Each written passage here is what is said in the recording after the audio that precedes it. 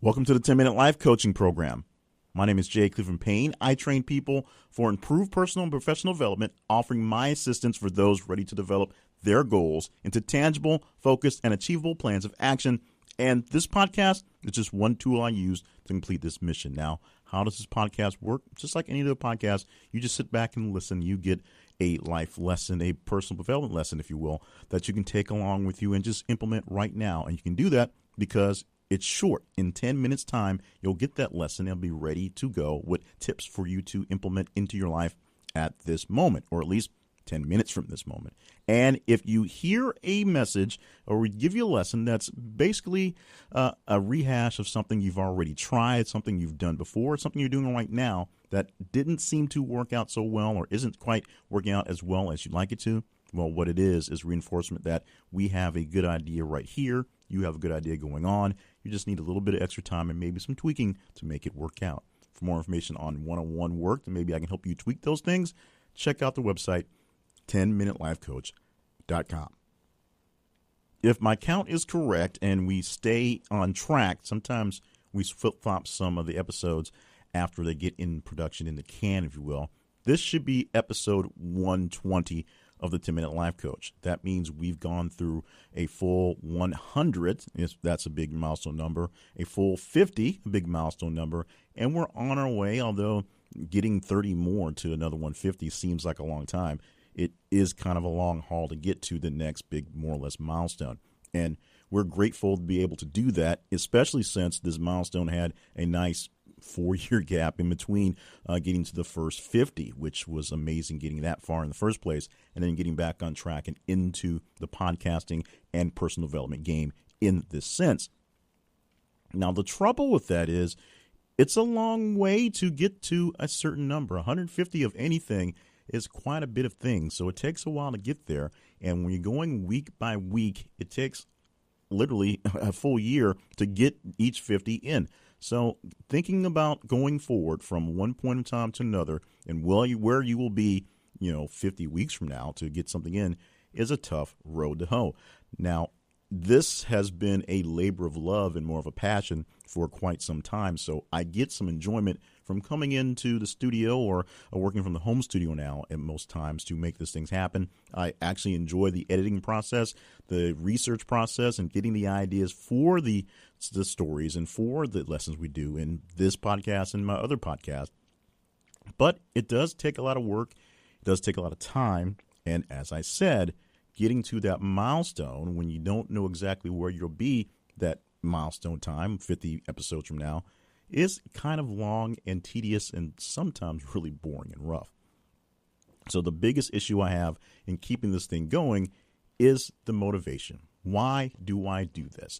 You may see people joke about, actors and what's my motivation to do this role, but it really is a serious deal when knowing why you should feel the way you should feel in doing things. If you have a goal to complete something, to get a project done, if you have a goal to reach some sort of achievement that's sort of intangible, that would be something like a weight loss goal or maybe a acquiring something goal, then you have to do what you do day by day, hour by hour, minute by minute in some cases, to work closer to that goal. Some goals are easier than others. If it takes 8 hours to complete some sort of task, you can do that in 8 hours and you're done. If you see that you're doing it in much faster time, maybe 4 hours, you can either extend the goal or turn the goal into a consistent 4-hour goal. If you see it takes a bit longer time, you can split it up into smaller goals and work it that way. Now, if you have something that's a little harder, a little intangible, such as earn such much more money or lose so much weight in certain amounts of time, there are all sorts of weird, different types of factors out there that are working sometimes for you, but sometimes against you, and sometimes just because they are, that will make it harder to do things at certain times. Once you start to work on that weight loss journey, by the way, your body starts to fight you and doesn't want you to necessarily lose very much weight very fast or sometimes any weight at all. Your body will start doing weird things like hurting when you move muscles that hadn't been moved in a long time. And as you get closer and closer to that goal, you'll find it becomes harder and harder to lose the same amount of weight. The same amount of energy put in will not give you the same results. If you have a large amount of weight to lose, it's easy to lose large chunks of numbers of weight because percentage-wise, you're losing about the same. But if you don't have a lot to lose, if you're just trying to tone up, you're trying to do something really hard like get that six-pack, that's where things get really tight and really troublesome, as opposed to just losing a random 150 pounds of weight. If that is your goal, congratulations for finding out that's what you're going to work on and working towards that goal. But you do need to find the motivation to make sure things keep going when the time gets rough and when you start to see lacks of progress. Because here's the real deal in these things. We have long-term goals. Sometimes you're going to find things don't seem to be working towards progress. In fact, sometimes things start to work in the opposite direction. That's what happened originally with this podcast. As we reached the lower 40s, starting from 0, of course, it got a bit tedious, a bit hard, and the process of doing it, oddly enough, was a little extra complicated because I was learning from scratch. I didn't realize that writing a full 20-minute script for a 10-minute podcast really was not worth it because I didn't need to. It made it harder, made it that much more effort to work. Reading the script was a slow process. Editing through every single word was a very slow process. And trying to write out every single thing and give all essentially the show notes inside of the podcast was a bit of an overkill. I didn't realize it wasn't needed. And doing all that led to burnout, and eventually because I started to see the numbers decline due to some changes in the way that we were doing the format and the formulas of the platforms that we're on, it became a bit hard to see any real progress, and we stopped. Of course, we restarted again later with a couple of ideas of changes, doing a bit more of a free-form format, taking the notes and going through there, not writing a full-out script, and, of course, getting rid of all the production stuff, the big fanfare music and all that, and became an easier endeavor. It became easier to do, it became something I love a bit more, and the great thing is I started to see more downloads and people coming back to it and getting more responses from people who, oddly enough, missed it 4 years ago, and people who are picking it up now and loving it now, giving me more feedback with things like that. Those types of motivations make it easy to work on these things. Now, there have been times where we shifted things inside of the newer podcast where we've seen things go backwards. There's some things we've done just internally in the way the podcast is produced and is sent out in distribution that apparently lost some activity in the feed, so we're rebuilding an audience again. That's frustrating, and that is both a motivation to rebuild that audience and at the same time a frustration to make me wonder why I'm doing it. It's a double-edged sword motivation at that time, because the problems that will arise that will make you want to quit are sometimes the right motivations you need to kick it in and push a little bit harder. That's sort of the real paradox of a problem and the paradox of motivation. What exactly is pushing you? If it's external, if it's, more cash, more fame, more fortune, then it's easy. When the cheers are out there and the cash is coming in and things are coming towards you, it's much easier to do things. And then when you start to slow down a bit, it feels a little bit harder to get it done. But if you want to get that fame back, it's easy. That's a simple carrot. You just go for it and get more and more and more. If you're more internally motivated, if it's more about the feeling, more about the desire, more about hitting that milestone in your head as opposed to the prize that you get from the milestone, then that gets really weird for some people. But those people who we deal on the psychological win factor have already dealt with the fact that it is kind of weird. So if you're more internal, it's all based on that milestone, whatever it is, whatever it means, and whatever it will give you when you reach it. So you put that milestone literally on the shelf so you can see it, and focus on it and see where you want to go. And you always gauge where you are and look how your progress is going. Sometimes it's up, sometimes it's down. If it averages out to go to positive, then you know you're doing something great. If it averages out towards a negative, then you reevaluate your actual milestone and maybe change the milestone, or if the whole process just isn't working, drop the project and move on to something else that works out better. The biggest problem with getting anything done is finding the motivation to do it.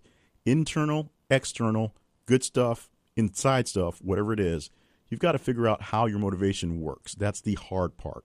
Once you figure it out, You can tweak it, you can tune it, you can make it work so that you can have the motivation to keep on doing whatever it is that is hopefully get you to whatever promised land you'd like to get to. And that's this week's 10-Minute Life Coach lesson. Thank you so much for joining us for the podcast. We enjoy every single one of you and all the interaction we get with all of our lessons and all the ideas you send for future lessons. Just please keep sending them. jclevelandpayne@gmail.com is the main website or main email address where you can drop those there, and we will take them in and take good care of them and do our best to give you the best ideas, or you give us best ideas, do our best to give you the best information we can from that. Make sure you're subscribed to this podcast wherever you like to subscribe. If you're an Apple person, the simplest way is going to iTunes and Apple Podcasts and leaving a 5-star review once you get there as well. Just search for 10-Minute Life Coach, and I pop up right there.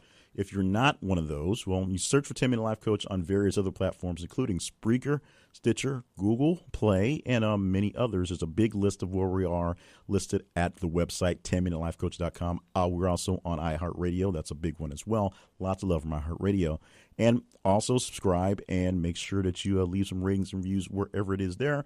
And there's links to our RSS feed, so if you want to take us along with your whatever podcatcher you like, if you are a Overcast fan, which Jimmy Fallon here is, then you can pick us up in Overcast by just taking the feed and rolling with it that way.